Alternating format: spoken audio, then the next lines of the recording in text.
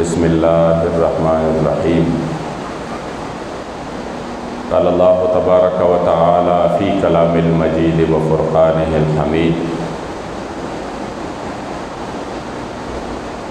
अल्लाहु वलियुल्लज़ीना आमनू युख़रिजुहुम मिनज़्ज़ुलुमाति इलन-नूर। सदक़ल्लाहु मौलानल अज़ीम व सदक़ रसूलुहुन नबियुल करीमुल अमीन। व क़ाल रसूलुल्लाहि सल्लल्लाहु अलैहि वसल्लम अना ख़ातमुन नबिय्यीन ला नबिय्य बअदी। सदक़ रसूलुल्लाहि सल्लल्लाहु अलैहि व आलिहि वसल्लम। हज़ार हज़ार आलम दरस्ता के हर आन महबूबा, हज़ार हज़ार आलम दरस्ता के हर आन महबूबा, लुगे लुगे कड़म शनसीब मेरा ईमान महबूबा। कायनात जुमला ज़र्रे कमी रूहुन अक़ली रब, कायनात जुमला ज़र्रे कमी रूहुन अक़ली रब, हर नफस कसम पर रब तान कुर्बान महबूबा। अज़ल नतर अबद हरदम दरब द इल्म पशमार, अज़ल नतर अबद हरदम दरब द इल्म पशमार, विधि तकरार पढ़े ताज़ीम दा हक़ बयान महबूबा। क़ाल अल्लाहु तबारक व तआला फ़ी शान नबिय्यिना मुख़बिरन व आमिरा।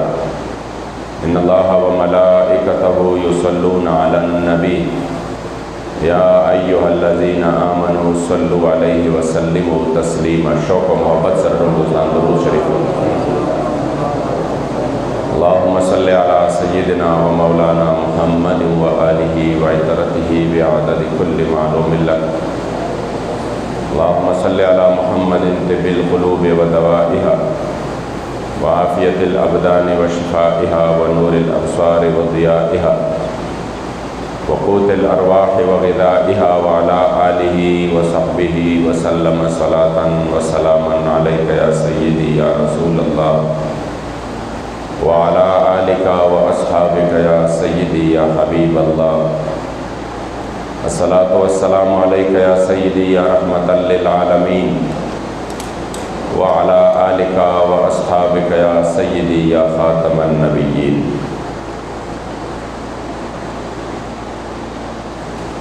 देर क़दरदानो, मशरानो, कशरानो, रब्बिल आज़ाल और रब्बे बेनियाज लाख लाख शुक्र दी चुमंगा तासवे दोनों जहान दे सरदार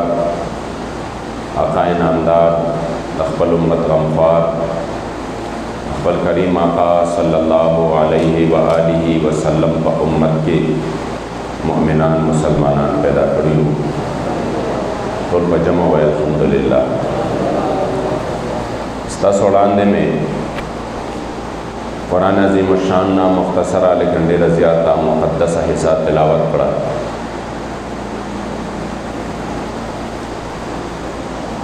देख अल्लाह करीम जल्ल जलालुहु द मोमिनान सरा अक़बल करम और मेहरबान इज़हार कई और फरमाई च अल्लाह करीम जल्ल जलालुहु द मोमिनानो मददगार दे और दोस्त दे चिद्विये द तोर त्यारोना चागा द कुफर तोर त्यारी दी द ईमान रणा तरफ तेरा रिश्ते दी अल्लाह जल्ल जलालुहु करम दे, अल्लाह जल्ल जलालुहु एहसान दे। चमुंगा तासे तो तोर त्यारोना जागा द जहन्नम कंदी दी आगा द कुफर त्यारी दी दागेर राविस्तियु द ईमान दरणा तरफ ता तख़बल रहमत तरफ ता तख़बल करम व मेहरबानी तरफ ता तख़बल जन्नत तरफ ता। अदाद अल्लाह करीम जल्ल जलालुहु महज़ करम दे पमुंग तासु बांधे ज़मुंग खपल पके स कमाल निश्ता करम दे रब्बिल आज़ाल चे पमुंग तासु बांधे कड़े दे। چې په دې دنیا کې په چا باندې الله دا احسان وکړو چې هغه ته د ایمان دولت را نصیب کړو، د دې نه باندې احسان په مخ د ځمکه باندې بل نشته. ځکه چې تر ایمان دا دولت یو داسې دولت دی چې د ایمان د راوړو نه مخکې هماغه انسانانو چې ایمان یې نه و راوړی، چې ایمان یې نه و راوړی نو حالت یې دا و چې د هغې ظلم که مشهور و، د خپل ظلم په وجه به مشهور و، د زیاتی په وجه به مشهور و، او حیثیت یې چې وہ حسم نه و. د ځمکې او د اسمانونو مخلوقاتو چې ظلم زبردستی به کوله، زیاتی به کولې، لعنت به پې وې، هیڅ حیثیت هم نه و. نه د الله جل جلاله په نزد باندې د هغې خلکو څه عزت او څه توقیر و. او چې کله د ایمان دولت نصیب شو، د ایمان رڼا په زړونو کې راغله، نو بیا هغې خلکو له الله عزت دومره ورکړه چې صرف د ځمکې مخلوقات نه د اسمانونو مخلوقاتو ته هغوی محبوب شو. د هغوی په هغې مقام و مرتبه باندې به بیا د اسمانونو مخلوقاتو ملائکو مرش کو، او چې هغې ته به یې کتل د الله حمد و ثنا به بیانوله چې دا کم مخلوق دا عجیبه په کم انداز سره دوی لګیا دي خدای ستا بندگی کوي، څنګه د خپل دین دپاره قربانۍ ورکوي، څنګه د دین متین نه ځان قربانوي. دا دومره عزت ملو شو د اسلام اور حضور پر غلامے کی ملو شو، جب تک بکے نہ تھے تو کوئی پوچھتا نہ تھا، اور یا رسول اللہ آپ نے خرید کر ہمیں انمول کر دیا. خلق چکم دے سو چی ترسو پورے یا رسول اللہ ستا دربار کی خرچ شوی نو، نو چامو تپوس ہم نکاو چی ستا دربار کی خرچ شو دا در خورو تا من خلق سلامو نکے. دا عزت مندو اللہ کرم و احسان دے ممونگو تاسو باندے.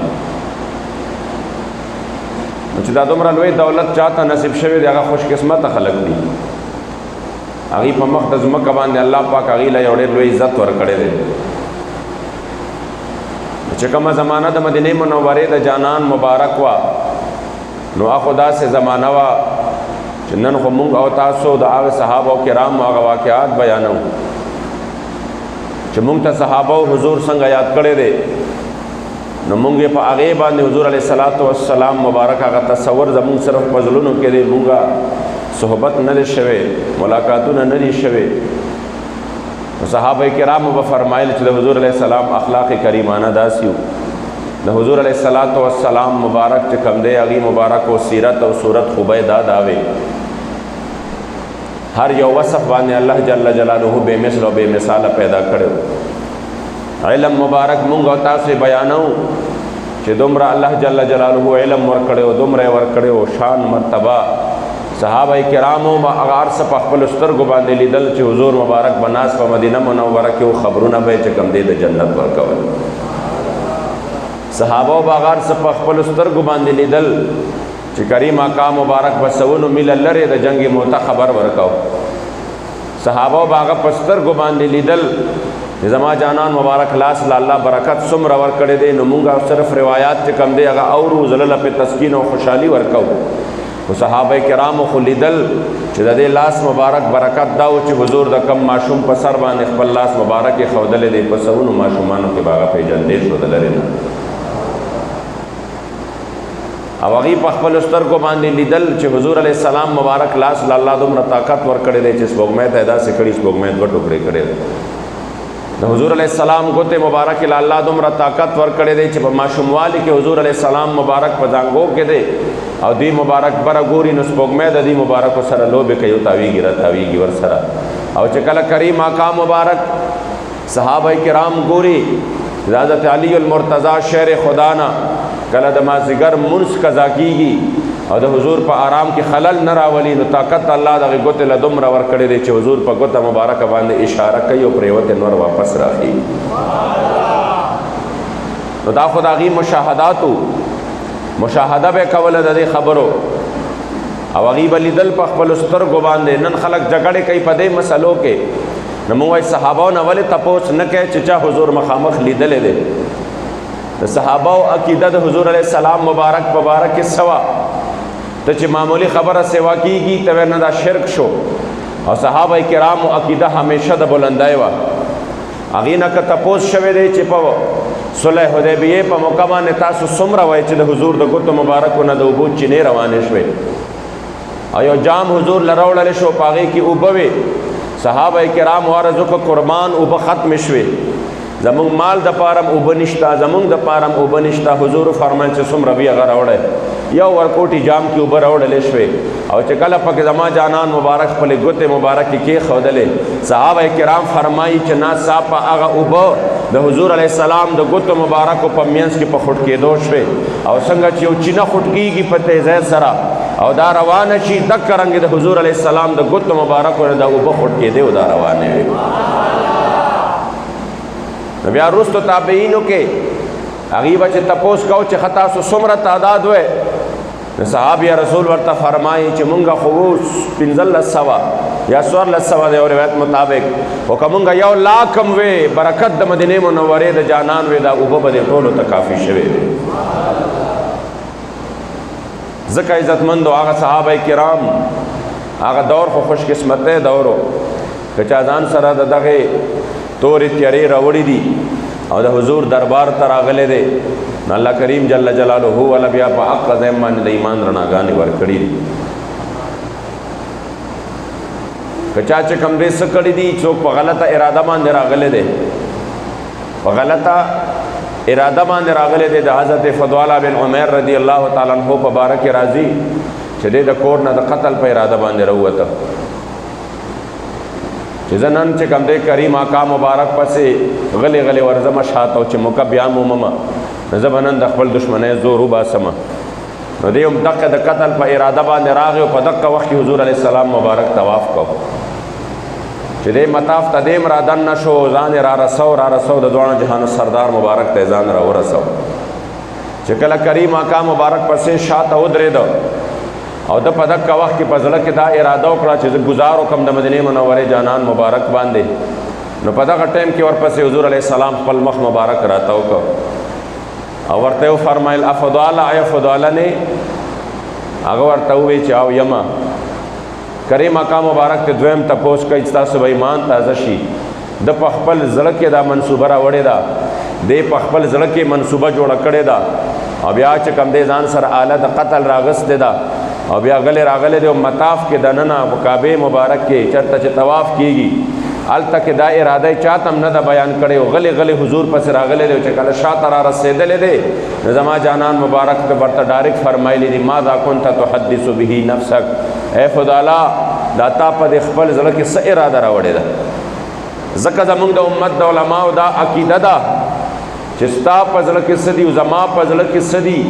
رب العزال مدینې منورې جانان مبارک له دا طاقت هم ورکړی دی چې حضور یې د امت د زړه په حالاتو باندې خبردار کړی دی. دا علماو زمونږ لیکلي دي اذ لا فرق بین موته و حیاته فی مشاهدته لامته ومعرفته باحوالهم ونیاتهم وعزائمهم وخواطرهم وذلك عنده جلی لا خفاء به. چې د حضور علیه السلام مبارک الله دا طاقت ورکړی دی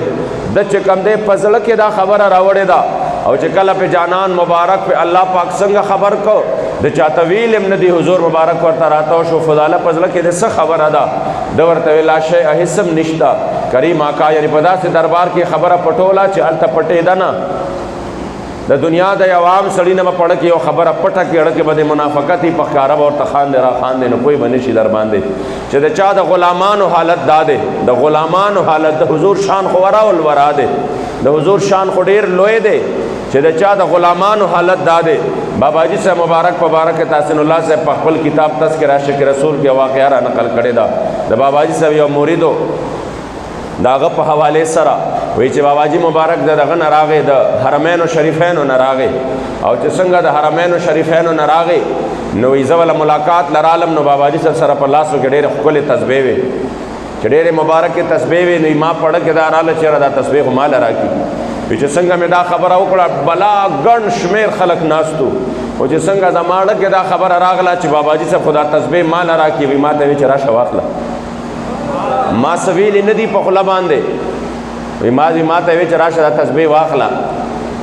وی چې تسبیح مې واغستې نو اکثر بعضې خلک داسې وی بیا مې پړه کې راله چې دا دې څه چلو کو کېدای شي تاله د دې نه غټه تحفه راوړې وي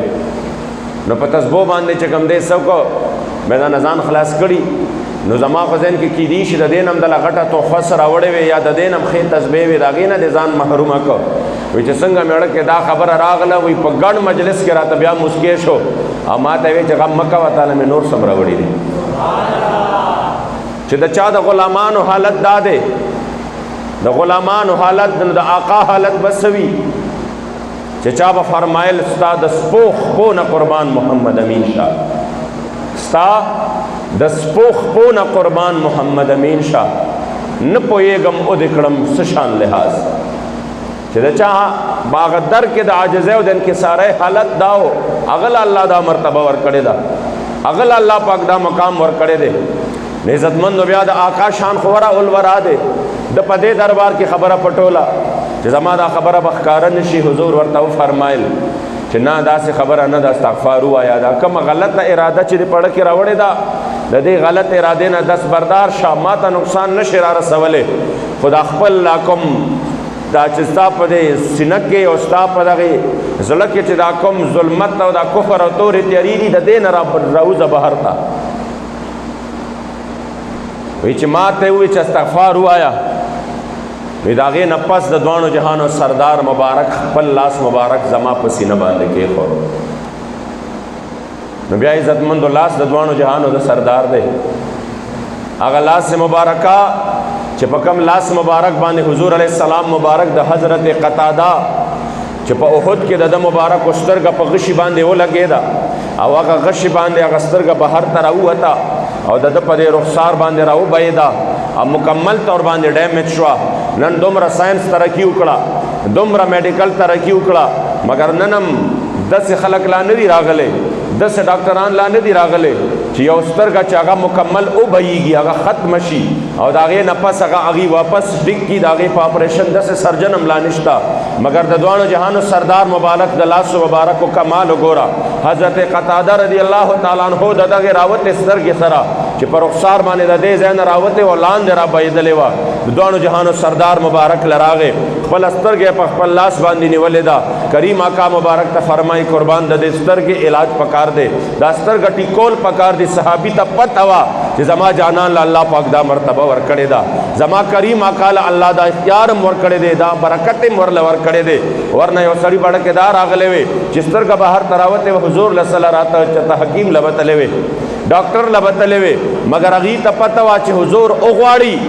چې کریم آقا مبارک وغواړي الله جل جلاله اختیار ورکړی دی نبی مختار کل ہے جو جسے چاہے عطا کر دے د حضور علیہ السلام مبارک له الله اختیار ورکړی دی چې چاله څه وغواړي ورکوي چې چا نه واخلي اخلي او دا ټول اختیار ولا رب لا یزال ورکړی دی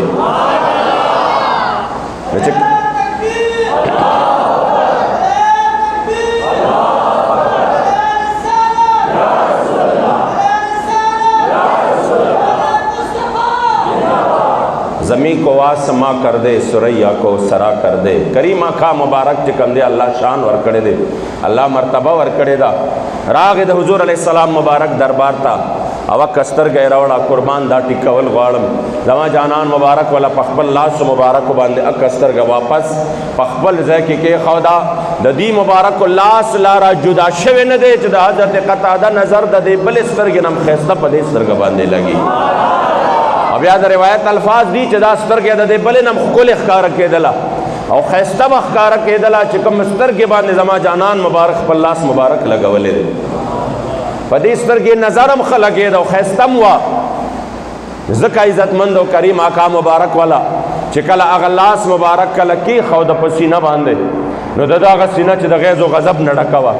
د غصې نه ډکه وه د دشمنۍ نه ډکه وه د حضور علیه السلام مبارک په اراده راغلی و چې زه به دې مبارک شهید کړمه په دغه اراده باندې راغلی و خو چې کله وله زما جانان مبارک په سینه باندې لاس کېښوده نو دا حضرت فضاله فرمایي والله ما رفع يده عن صدري حتى ما خلق الله شيئا احب الي منه قسم په ذات د خدای چې زما جانان مبارک زما په هغه سینه چې کومه سینه د غیظ او غضب او د دشمنۍ د حضور نه ډکه وه او کومه داسې ډکه وه چې په ټوله دنیا کې ماته د دې مبارکو نه زیات چې کوم دی بل څوک په دشمنۍ کې باندې نه ښکارېده خو چې کله د حضور لاس مبارک پې کېښودی شو او هغې مبارکو لا لاس اوچت کړی نو چې حضرت خداله فرمایي په ټوله دنیا کې صرف انسانان نه حتی ما خلق الله شیئا یعنی هر یو څیز چې ښایسته دی په کائناتو کې د ټولو نه ښایسته ذات او هستی ماته د مدینې منورې جانان مبارک ښکاره کړو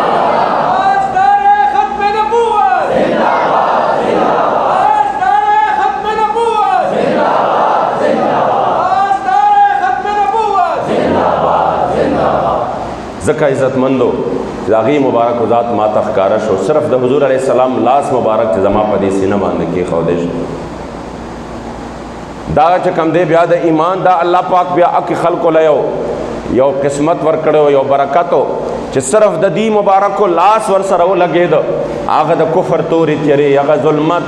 هغه چې کوم دی هغه ګمراهۍ هغه هر څه په رڼا باندې بدل شو په رڼا د ایمان باندې نو خو بیا الوقت چې یو عجیبه کیفیت او یو عجیبه حالت او مشکات شریف روایت را کې یو روایت را نقل شوی یو شپون ناست دی خپلې ګډې سره او په دې کې چې کوم دی یو شر مخ راغی د ده یو ګډی په مخه کړه چې د ده ګډی په مخه کړه ده ورپسې ډایرکټ چې کوم دی ور منډې کړې او اخر دا چې دا شر مخ یې راواړو او د ده نه دا خپله ګډه خلاصه کړه دی واپس د خپلې رمې سره کړه او د ده نه خلاصه کړه نو دا شر مخ داسې یو اوږد شانتې یو ټیله وه په هغې د پاسه وخته او په دې مخکینو دواړو خپو باندې کېناسته او د خپله لکۍ د خپو کې راوښکله او ده ته ګویا شو ورته ویې دا وګوره ماله الله رزق راکړو تا رانه واغسته الله یو رزق راکړه ماله او تا را باندې را منډه کړې زما هغه رزق دې واغسته نو دا رایي چې و دی ډېر سخت حیران شو دا چا چې دا ګډې سرولې یهودي و ډېر زیات حیران شو هغه ویل ناشنا خبره ګورم ناشنا غوندې خبره ګورم چې یو کس چې کوم دی څه دی یو کس هغه ما په خپل ژوند کې ناشنا غوندې کار ولیده چې زه ګورم چې شپون چې کوم دی په لومبني ځل باندې ګډې ما ډېرې سرولې دي چیلیم ما ډېرې سرولې دي هر څه مې کړي دي خو زه ګورم چې په لومبني ځل باندې شرمه خبرې کوي او ځناور خبرې کوي نو هغه ورته وایي دا خو ناشنا غوندې کار دی دا ستا خبرې چې ما واورېدې هغه شرمه ورته وایي د دې نه ناشنا خبره درته بله ونه کړمه ناشنا کار دا نه دی ناشنا کار دا دی چې د دغې کجورو په منځ کې په دغې کجورو کې د دغې ټیلو او د دغې غونډو په منځ کې یو هستي ناسته ده چې مخې رڼاګانې کوي او په کائناتو کې د هغه نه باندې هستي د هغه نه زیات قدر و عزت والا بله نشته د دې نه ناشنا خبره دا ده چې دومره خوا کې در سره هغه هستي ناسته ده او ته بیا هم تر اوسه پورې د هغه په دیدن باندې نه مشرف شوې چې هغه خبرونه ورکوي چې څه تیر شوي دي د هغې هم ورکوي او چې څه را روان دي د هغې هم ورکوي چې بما کان و بما هو کائن هغه چې تیر شوي دي هغه خبر هم ورکوي چې داسې داسې چل شوی دی او چې کوم لا شوي نه دي وقوع هم نه ده شوی را روان دي د هغې خبر هم ورکوي نو دا خبره دومره ناشنا نه ده خبره دا ناشنا ده چې تا نه دومره لویه هستي اوسه پورې پاتې ولې ده ته د هغه خواله ولې نه یې ورغلې ده ورته وی چې دا خو رښتیا ډېره ناشنا خبره ده په دې خبرو باندې چې کوم دی اعتقاد راغی چې دا ځناور دی او خبرې کوي نو حقیقت دی چې دې کې څه چل شته او دا هستی به ډېر د عزت او برکت والا وي نو هغه وی زه به ورشم خو زما د دې ګډو به څه کېږي زما د دې ګډو به څه کېږي وایي دقه شرمخ ورته ګویا شو چې انا اراها زه به دله دا ګډې چې کوم دی وساتمه ته لاړ شه د حضور دربار ته زه به دله دا ګډې وساتمه عزتمندو چې څوک د حضور دربار ته ځي او چا د حضور د دربار سره خپل ځان د حضور دربار ته ځان یې وسپاره د حضور د در خورو ته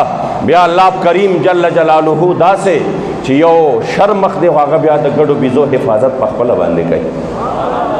چې دی را روان شو او دی کله مدینې منورې ته را داخل شو او څنګه مسجد نبوي ته راغی نو په مسجد نبوي کې یو ډېر ښایسته سترګو مالک د یو ډېر روښانه او منور مخ مبارک مالک او د یو ډېر ښایسته واللیل تور زلفو مالک چې د چا مخ مبارک هم پړکېده د چا زلف مبارک هم چې کوم دی بې مثل او بې مثاله وې د چا خبر هم بې مثل او بې مثاله وې د دواړو جهانو سردار مبارک یې مخامخ ولیده عاشق صادق په داسې وخت کې فرمایي ستا تر مخه شمس و ماه تابان څه دي ستا تر زلف و سنبل گل او ریحان سدی نور خوبان لکه ذره او ته خورشید یې د خورشید مخ کې ذره د جهان سدی ستا د سرو او د خوږو شونډو په مخ کې لال سدی نبات سدی مرجان سدی څوک چې ستا د مخ په شمع شیدا شلو لګول د اور هغې ته په ځان سدي حجاب لرې کړه تر پاک رخسار دلبره قربانیږي ملک جن او انسان سدي او محمد امین یو تانه نه تیریږي تیرېدل ورته لعین او لعان سدي نعرہ تکبیر نعرہ رسالت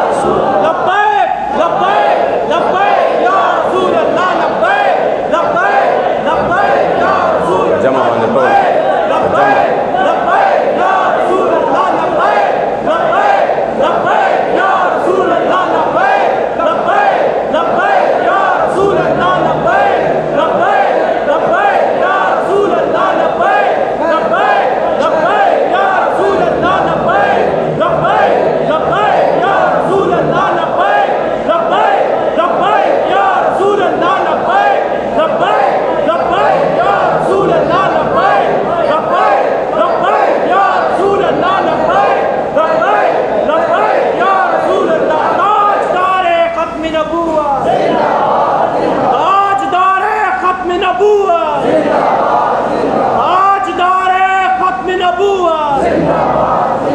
ځکه عزتمندو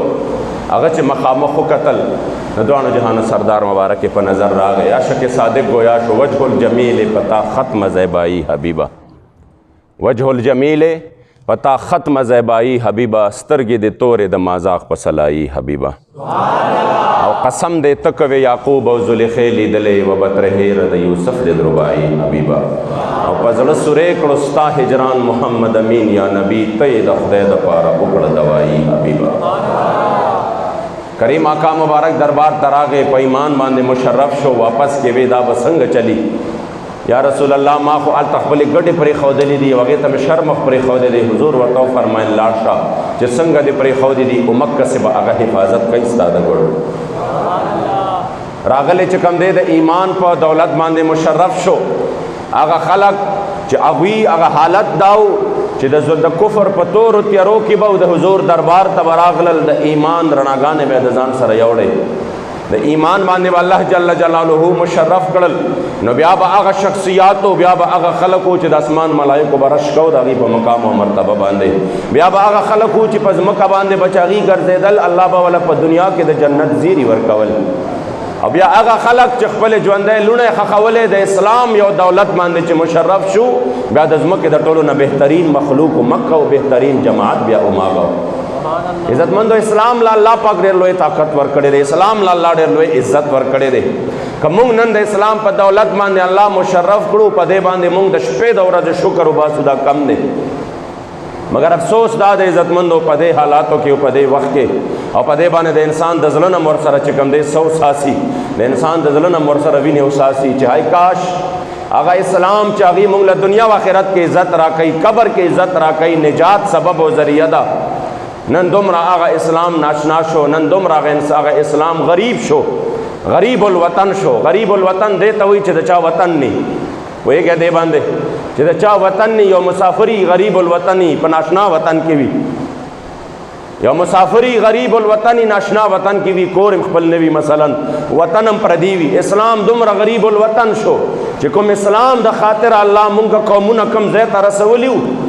نن په ټوله دنیا کې اکا اسلامي نظام په ټوله دنیا کې په یو صوبه کې هم نشته په یو ضلع کې هم نشته په یو کلي کې هم نشته په یو کوڅه کې هم نشته څومره د افسوس خبره ده او چې چا نظام خورستو خبره ده چې ته د نظام دپاره کوشش وکړې نو تا بس پرېږدي مخې ته نظام خو داسې شو چې د نظام دپاره اواز کول خو دهشتګردي شوه د نظام دپاره اواز کول خو سیاست شو چې ملا د اوداسه مسئلې بیانوي خو خلک خوشحاله چې د مانځه مسئلې بیانوي خلک خوشحاله همدارنګې د روژې بیانوي خلک خوشحاله او د صدقو د خیراتونو مسئلې بیانوي خلک خوشحاله خو چې د نظام خبره وکړې نو ملا هم سیاسي شي چې د نظام خبره وکړې نو بیا خلک وایي ستا کار څه دی د دې خبرو سره موږ وایي زموږ ډیوټي د مدینې منورې جانان مبارک لګولې ده زموږ کار خو ځکه هم دغه دی چې کوم نظام د ټولې دنیا دپاره راغلی و نن هغه نظام د ټوله دنیا کې په یو ملک کې هم نشته په یو وطن کې هم نشته د نظام خبره خو ګرانه شوه خو هغه مسلمانان خپلې مسلمانۍ ته هم څوک نه پرېږدي. مخ د ځمکه باندې وګورئ، د شام نه، د یمن نه، د عراق نه، د فلسطین نه، د کشمیر نه، همدارنګې د افغانستان د دشت لیلا نه واخله، دا سلسله تر کوم ځای پورې رسېدلې ده چې د اسلام بچی دی په تکلیف کې دی، چې د اسلام بچی دی نو هغه باندې سختۍ دي. د ځناورو تپوس شته په مخ د ځمکه، خو د مسلمان تپوس نشته.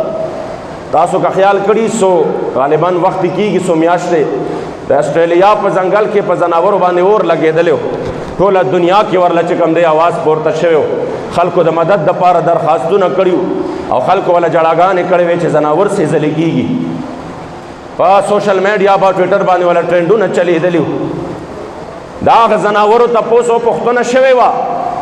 مګر هغه ورځ که تاسو په سوشل میډیا باندې دا ویډیو کتلي، د کشمیر په ځمکه باندې یو مشر سره چې کوم دی خپل نوسې ورسره دی او د ظالمانو د انډیا فورس دی د ګاډي نه راکوز کړی دی او د هغې ماشوم د 3 کالو ماشوم بچی دی، صرف د 3 کالو ماشوم بچی دی. او هغه د 3 کالو ماشوم بچي په وړاندې هغه نیکه چې کوم دی سینه په ګولو باندې چڼ چڼ کړی دی. او بیا چونکې دا ماشومان چې وي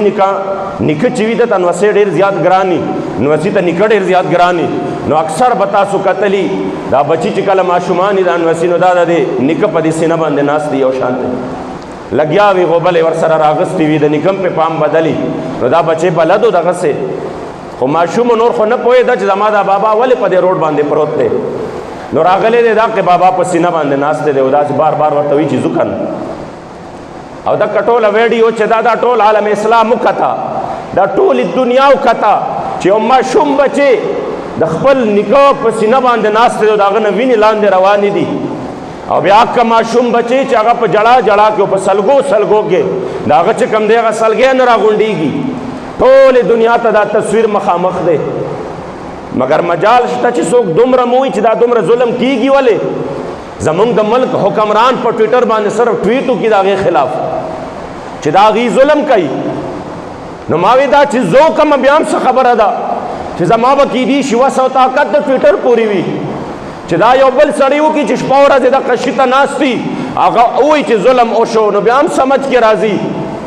خو تا سره خو د دې ملک ټول قوت ستا لاس کې دی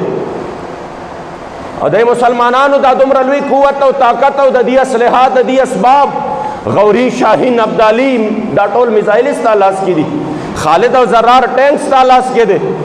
پاکستان کې دا د دې دپاره خو نو جوړ شوی چې د دې به مونږ کال په کال باندې نمایش کوو، دا د دې دپاره جوړ شوي چې د دې په وجه به د مسلمان عزت محفوظ وي.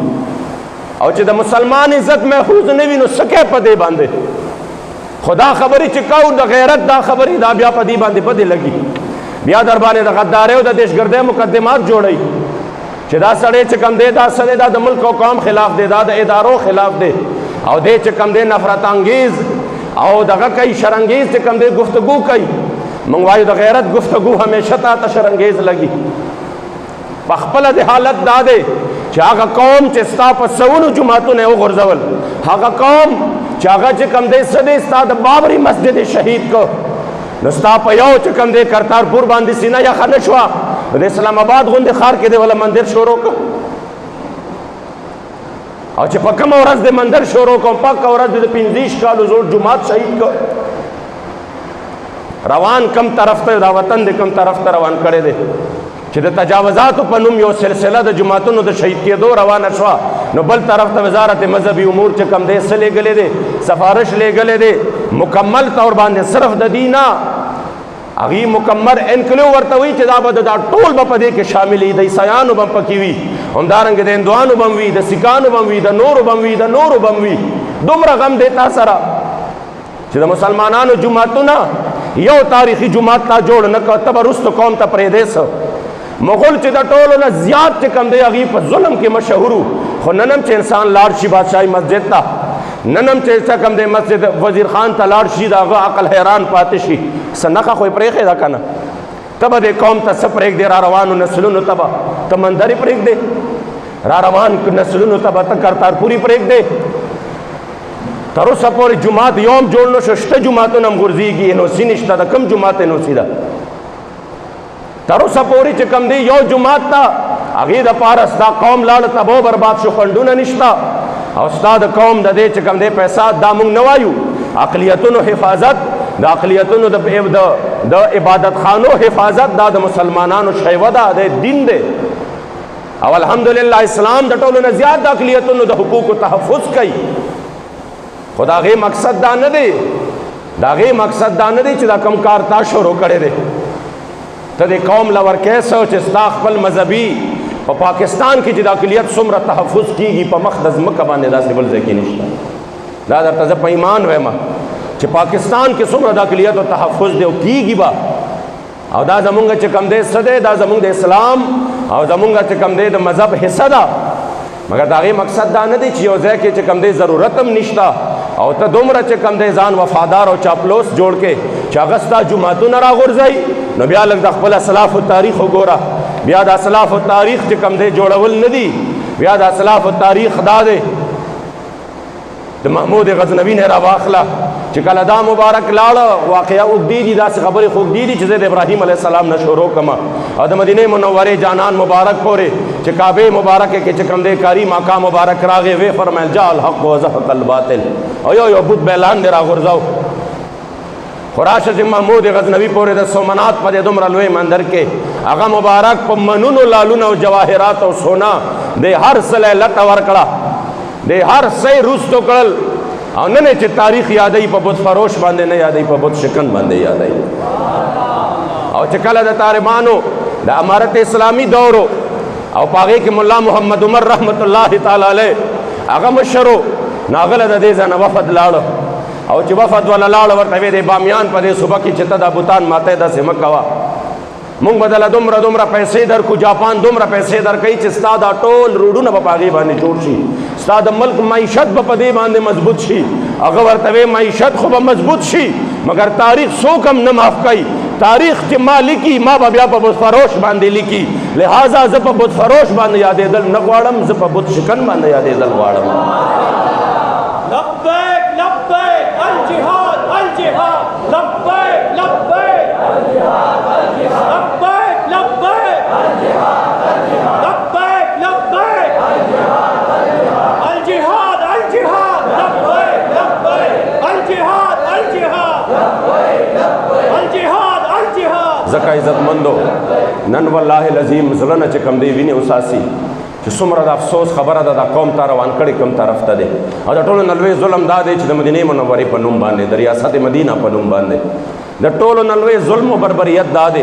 نورو چې کول هغه نور هم څه خلک نه یو د بل نه سیوا دي هر خبرې پسې چې تحقیق کوي نو وروستو نه دا لانجې را روانې دي مګر هغې په دې نوم باندې نه دی کړی په دومره مقدس نوم باندې نه دی کړی دا ړومبنۍ د ټولو نه لویه دوکه ده چې د قوم سره روانه ده او دا قوم ځان دومره چې کم دی ناجانه کړی دی چې د 22 جون نور ښکاره ابوتاب سره پړه کېږي او دوی ورته ګوري دوی وي رڼا نشته نو داسې انسان سره بیا څه کوې ښکاره باندې د یو ملک وزیر اعظم ته بار بار ویل کېږي چې خاتم النبیین خاتم النبیین او هغه نوم نه اخلي د هغې باوجود هم هغه عاشق رسول دی د هغې باوجود هم چې کم دی د هغه مرتبه څه ده د پاکستان د ټولو اولیاو نه موچته ده الله کریم جل جلاله دې زمونږ په حال باندې رحم وکړي زه خو قسم په ذات د خدای چې کله مخې له داسې حالات راشي یو ظلم لا تیر نه وي کله د ملک د ادارو داسې ویډیوګانې راشي د ظلم و بربریت د خلکو نه کمیسونه وباسي پرتوګونه وباسي بیا د هغې ویډیوګانې عام کوي